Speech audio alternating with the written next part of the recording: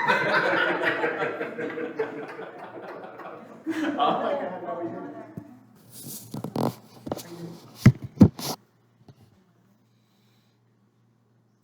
Hello, my name is Edward Morrow. While some people in the audience and some people on the internet might be too young to remember, the horrific act of terrorism on September 11th, 2001. I'm sure you've all seen pictures and videos of the incident and the aftermath that it caused and inflicted on everyone. It's one of the most infamous days in U.S. history. I, like most people, were old enough, and I was glued to the TV, radio, internet, round-the-clock coverage, whether it was that day or the following days and weeks. That was all that was on TV. We were attacked by extremists who wanted to cripple our country and our economy. Watching the first responders, whom were composed of men and women from all over the country, work valiantly around the clock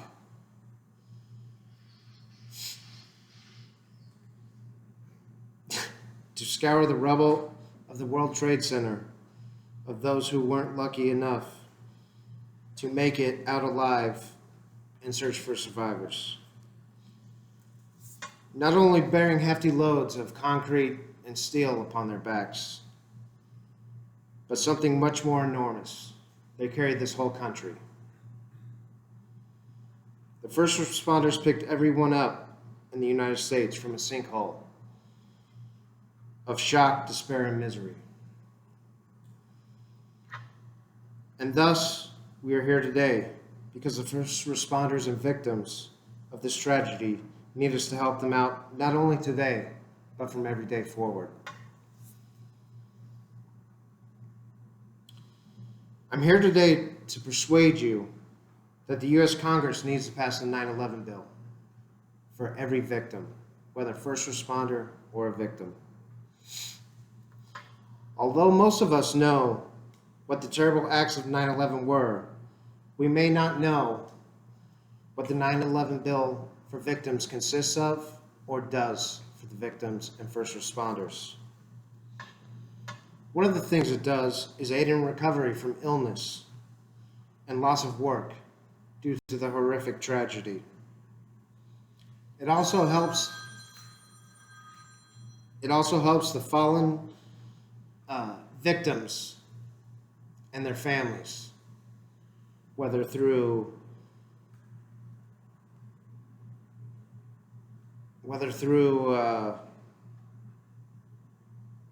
therapy, and also a calculation of how much that person would make throughout their life to compensate them, although no amount of money can bring anyone back.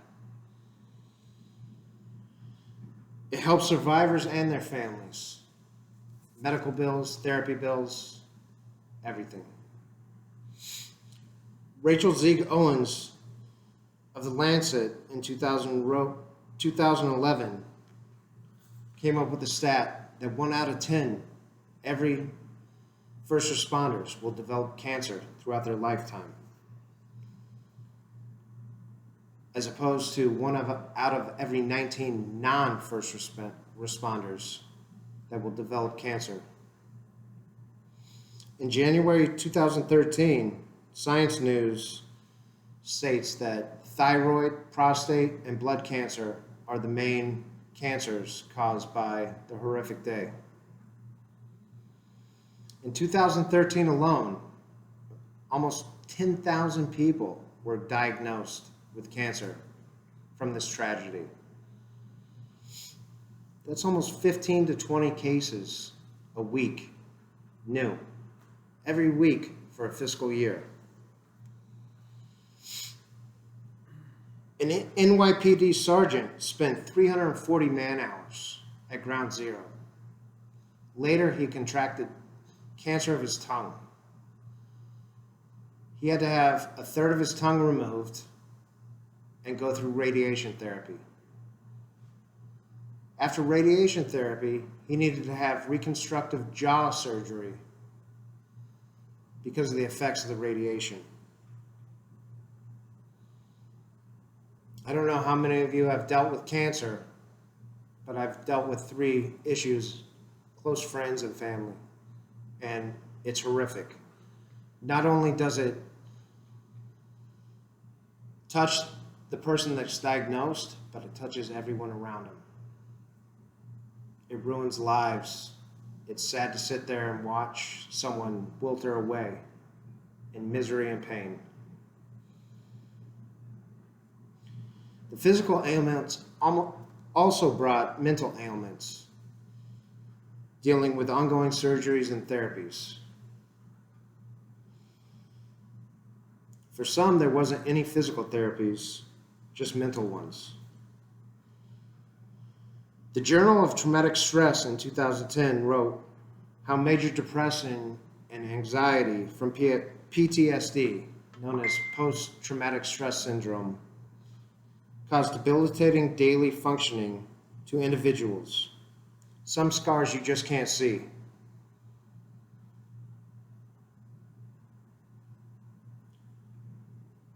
Some chose suicide while others lost their mind mentally and had to go to psychiatric hospitals. And the ones that were left were just dealing with the pain every day. We've covered the cause and effect, and there's a solution sitting on the steps of Congress as we speak, waiting for their approval. First and foremost, call or email your state congressman or woman. Let them know what's up. It's easy to do. You get on the internet, you get their number, you get their email. This bill needs to get passed. In the meantime, the second thing we can do while waiting on the bureaucratic bullshit is to donate to charities like Tuesday's Children, the Feel Good Foundation, and Voices of September 11th, just to name a few. Last but not least, get on social media and bring awareness to this topic. Get it done. Most of us might not personally know someone affected by the horrible acts of 9/11 just because it's not one of our parents, a sibling, or a child involved. Doesn't mean we shouldn't care. Turn our backs on them. When we as a nation were victims, they showed us how to be brave, strong, and keep going no matter what. Right now, they need our help. A lot of these victims come from different races and religions than that of my own and yours. But at the end of the day, we all bleed the same, red, white, and blue.